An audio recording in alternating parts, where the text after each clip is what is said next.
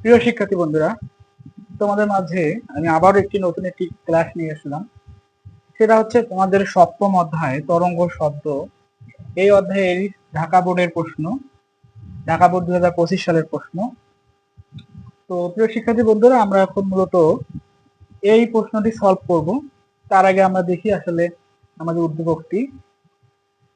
এখানে মূলত একটি তরঙ্গ দেখানো হয়েছে।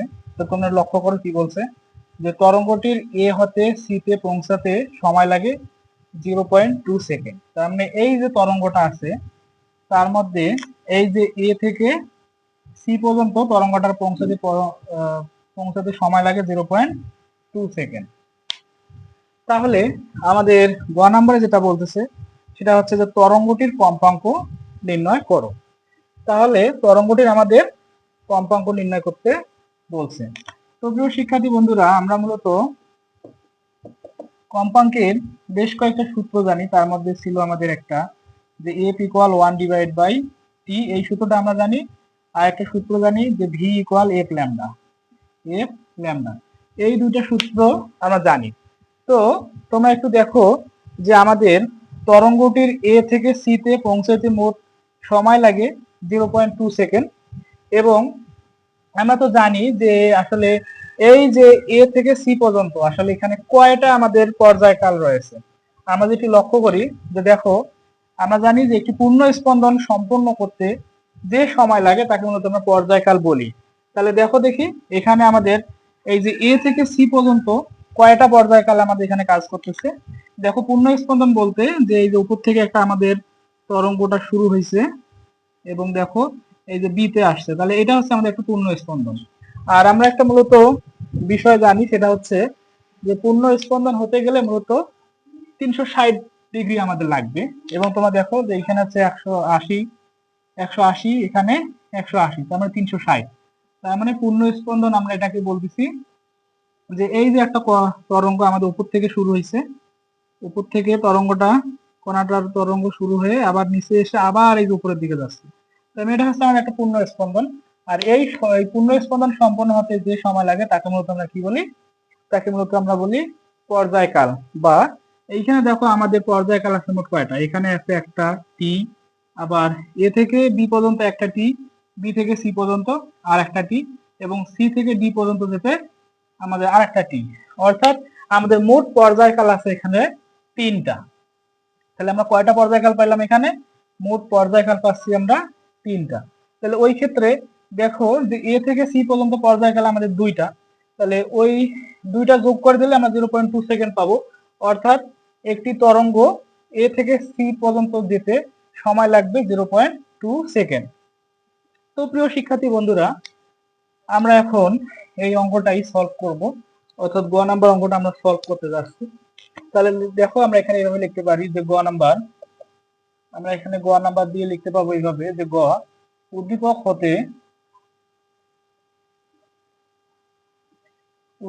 হতে তাহলে দেখো আমাদের এখানে এ থেকে সি পর্যন্ত, এ থেকে সি পর্যন্ত আমাদের পর্যায়কাল আছে কয়টি, 3টি। তাহলে আমরা এইভাবে লিখতে পাবো যে তরঙ্গটি এ হতে সি তে পৌঁছাতে সময় লাগে কত, 0.2 সেকেন্ড। তাহলে আমরা উদ্দীপক হতে লিখতে পারি যে তরঙ্গটির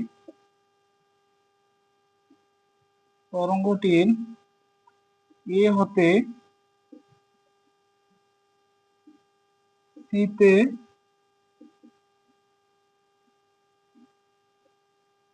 পৌঁছানোর ক্ষেত্রে, তাহলে দেখো ওখানে আমাদের পর্যায়কাল 2টা, তাহলে আমরা 2টা টি যোগ করে দেই, তাহলে টি প্লাস টি ইকুয়াল পাচ্ছি আমরা কত, এখানে দেখো আমাদের দেওয়া আছে 0.2 সেকেন্ড। ঠিক আছে, তাহলে হচ্ছে 0.2 সেকেন্ড। তাহলে আমরা মূলত এখান থেকে 2টা টি যোগ করলে আমরা 0.2 পাচ্ছি। আমরা এখান থেকে একটা টি নিয়ে আসবো। একটা টি কেন নিয়ে আসবো, কারণ আমরা জানি যে আমাদের কম্পাঙ্কের একটা সূত্র আমরা জানি, প্রথম সূত্রটা যে এফ ইকুয়াল হচ্ছে 1/t। আমরা যদি একটা টির মান বাইর করতে পারি তাহলে আমরা এই সূত্র দিয়েই মূলত এইখানে আমরা অঙ্কটা সমাধান করতে পারবো, যার কারণে আমরা এরকম করতেছি। ঠিক আছে, তাহলে এখন দেখো আমরা এই 2টা টিকে যদি যোগ করে দেই তাহলে এখানে আমরা কি পাচ্ছি, টি যোগ টি মানে 2t পাবো। 2t ইকুয়াল হচ্ছে আমাদের কত, 0.2। এখন দেখো আমাদের টির সঙ্গে 2 গুণ আকারে আছে, অটোমেটিক্যালি ভাগ হয়ে যাবে। তাহলে টি ইকুয়াল আমরা পাবো কত, 0.2 ডিভাইড বাই হচ্ছে টি। তাহলে অতএব সরি টি না 2, তাহলে অতএব টির মান আমরা পাবো কত, 0.1 সেকেন্ড। তাহলে আমরা টির মান এখানে পাচ্ছি কত, 0.1 সেকেন্ড। তাহলে এখন তোমরা একটু লক্ষ্য করো যে আমাদের যেহেতু টির মান জানা আছে, তাহলে ওই ক্ষেত্রে আমরা এখানে লিখতে পারি যে সুতরাং তরঙ্গটির কম্পাঙ্ক, সুতরাং তরঙ্গটির কম্পাঙ্ক,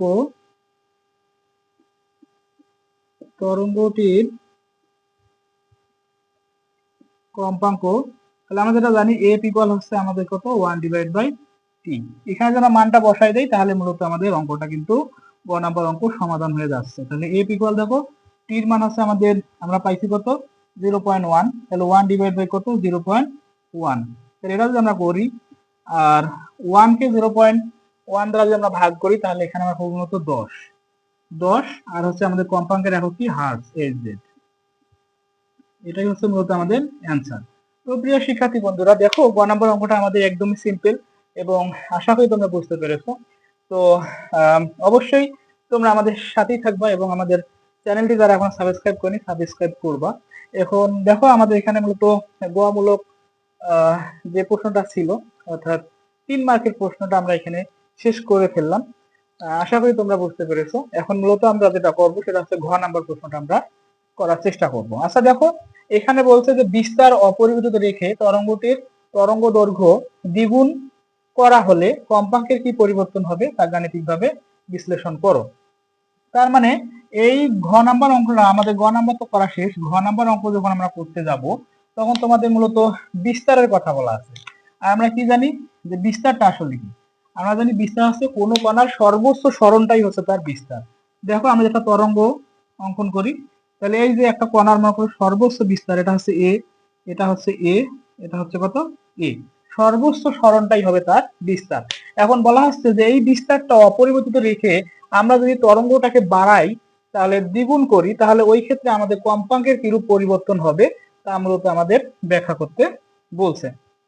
তো প্রিয় শিক্ষার্থী বন্ধুরা, এখন মূলত আমরা ঘ নাম্বার অঙ্কটা করার জন্য গ নাম্বারটা মিশাই দিচ্ছি, অর্থাৎ আমরা বোর্ডটা এখন একটু ক্লিন করে নিব। ঠিক আছে, একটা বোর্ডটা আমরা একটু ক্লিন করে নিচ্ছি। তাহলে দেখো আমরা মূলত ঘ নাম্বার অঙ্কটা এখন করবো। তাহলে ঘ নাম্বার অঙ্কটা এখানে আমরা ঘ নাম্বার দিয়ে নেই এবং দেখো আমরা গ নাম্বারে কিছু মান পাইছিলাম। গ নাম্বারে আমরা মূলত পর্যায়কাল টির মান পাইছিলাম একটা 0.1। তাহলে এটা আমরা এখানে লিখে নেব যে গ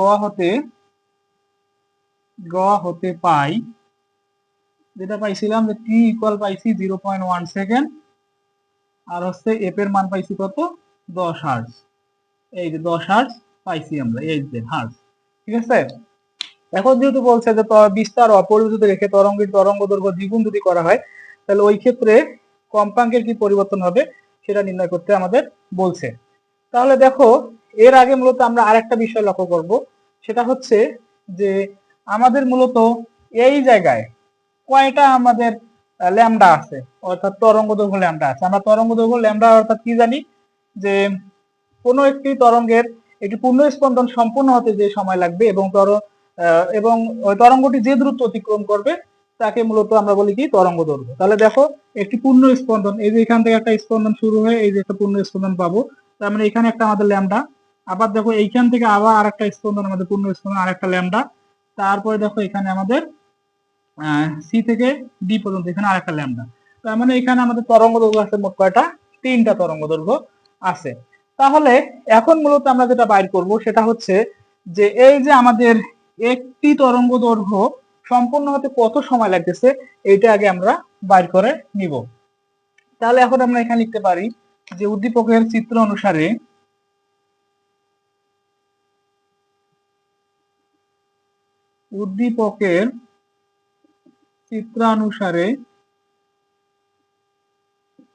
চিত্রানুসারে আমাদের ল্যামডা যদি 3টা আছে তাহলে হচ্ছে ল্যামডা প্লাস ল্যামডা ইকুয়াল, দেখো একটা এদের মূলত দূরত্ব দেওয়া আছে, অর্থাৎ কতটুকু দূরত্ব, 3 মিটার দূরত্ব দেওয়া আছে। তাহলে এখানে আমরা লিখবো 3টা ল্যামডা অর্থাৎ তরঙ্গ দৈর্ঘ্য 3টা পরিমাণ ল্যামডা অর্থাৎ তরঙ্গ দৈর্ঘ্যের মান হচ্ছে কত আমাদের 3 মিটার। তাহলে এখানে দেখো ল্যামডা গুলোকে আমরা যোগ করে দেই, তাহলে পাবো 3 ল্যামডা ইকুয়াল হচ্ছে আমাদের কত 3 মিটার। অতএব এখান থেকে আমরা ল্যামডার মান বাইর করে নিতে পারবো, ল্যামডা ইকুয়াল হবে 3/3 মিটার। ঠিক আছে, তাহলে এখানে আমরা লিখতে পারি যে অতএব ল্যামডার মান পাবো কত। তোমরা যদি এখানে একটু লক্ষ্য করো, বলা আছে যে বিস্তার অপরিবর্তিত রেখে তরঙ্গটির তরঙ্গদৈর্ঘ্য দ্বিগুণ করা হলে, তাহলে তরঙ্গটির তরঙ্গদৈর্ঘ্য যদি দ্বিগুণ করা হয়, তাহলে ওই ক্ষেত্রে মূলত দেখো আগের আমাদের তরঙ্গদৈর্ঘ্য ছিল ল্যামডা ছিল 1 মিটার, তাহলে এটাকে যদি একটু দ্বিগুণ করি, তাহলে ওই ক্ষেত্রে আমাদের কি হবে, তাহলে আমরা একটু লক্ষ্য করি যে তরঙ্গটি তরঙ্গদৈর্ঘ্য দ্বিগুণ করা হলে, তাহলে এই জায়গায় লিখবো যে অতএব তরঙ্গটির অতএব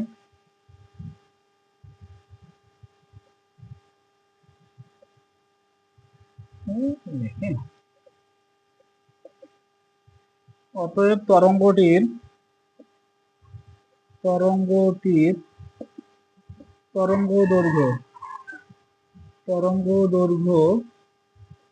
দ্বিগুণ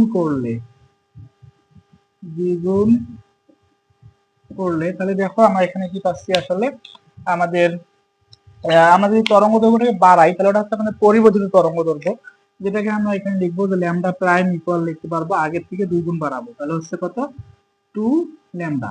এখন দেখো এইখানে আমাদের ল্যামডা একটা মান আছে, ওই মানটা আমরা বসাই দেবো, তাহলে 2 ইন্টু কত 1, আগে কত ছিল 1 মিটার, ল্যামডার মান 1 মিটার, তাহলে এখানে আমরা পাচ্ছি যে অতএব ল্যামডা প্রাইম এর মান কত 2 মিটার। আচ্ছা তোমরা একটু লক্ষ্য করো যে আমাদের ল্যামডা অর্থাৎ ল্যামডা ইকুয়াল 1 মিটার যখন ছিল, তখন মূলত এই যে একটি তরঙ্গ দৈর্ঘ্য সম্পূর্ণ হতে সময় লেগেছিল 0.1 সেকেন্ড, 0.1 সেকেন্ড। তাহলে 2 মিটার তরঙ্গ দৈর্ঘ্য অতিক্রম করতে আরো বেশি সময় লাগবে, যেটাকে আমরা ঐকিক নিয়মে লিখতে পারি যে, এখন এটাকে আমরা একটু ঐকিক নিয়মে নিয়ে আসবো, যে সেটা হচ্ছে আমাদের যে তরঙ্গ দৈর্ঘ্য ল্যামডা, তাহলে হচ্ছে তরঙ্গ দৈর্ঘ্য ল্যামডা ইকুয়াল 1 মিটার অতিক্রম করতে সময়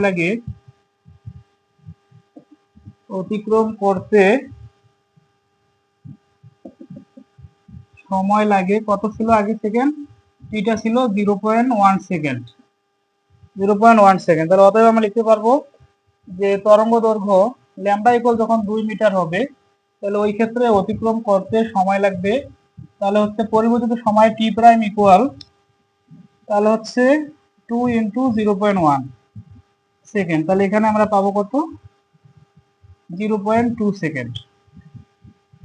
তাহলে আমরা যদি এখানে যেটা বাইর করব সেটা হচ্ছে কম্পাঙ্কের কিরূপ পরিবর্তন হবে, তাহলে আমাদের পরিবর্তিত কম্পাঙ্কটা বাইর করতে হবে, যার কারণে আমাদের যেহেতু নিচে জায়গা কম, তাহলে আমরা এখানে আসতেছি,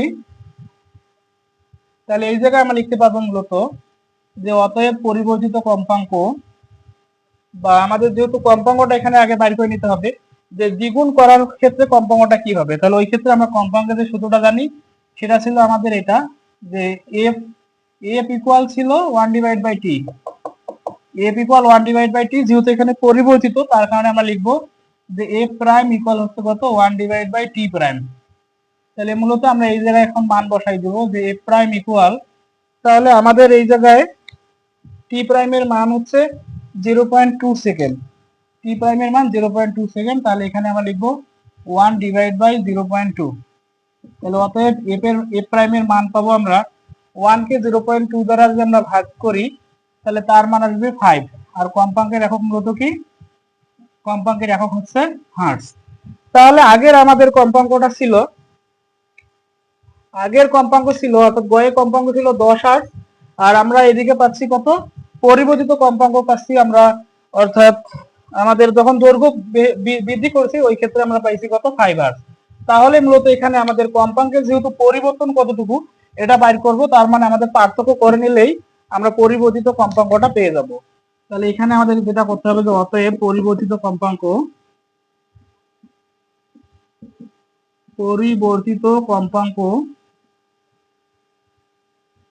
তাহলে আমাদের আগে ছিল কম্পাঙ্ক এফ মাইনাস হচ্ছে এফ প্রাইম, তাহলে এইটা করলে আমরা পেয়ে যাব কতটুকু আসলে কম্পাঙ্কের পরিবর্তন হচ্ছে।